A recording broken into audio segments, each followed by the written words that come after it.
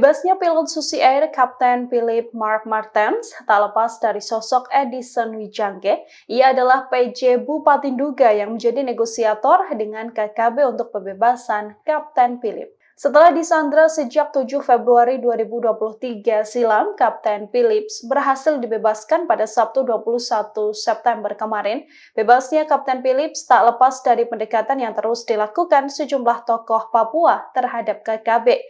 Salah satunya adalah Edison Wijangge. Edison adalah putra asli Papua Pegunungan yang ternyata memiliki hubungan keluarga dengan pimpinan KKB Nduga Egyanus Kogoya. Oleh karenanya, sejak menjabat sebagai PJ Bupati Nduga, Edison diberi tugas untuk bernegosiasi dengan Egyanus Kogoya agar mau membebaskan Kapten Philips. Selama proses pembebasan pilot Susi Air, Edison pun beberapa kali mendapatkan ancaman hingga serangan dari anggota KKB Nduga.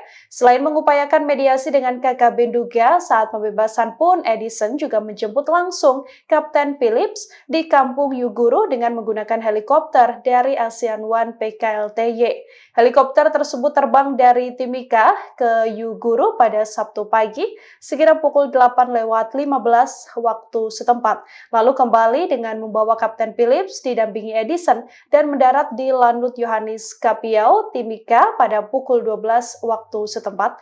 Sebelum menjadi PJ Bupati Nduga, Edison pernah menjabat sebagai Asisten 3 Setda Provinsi Papua Pegunungan.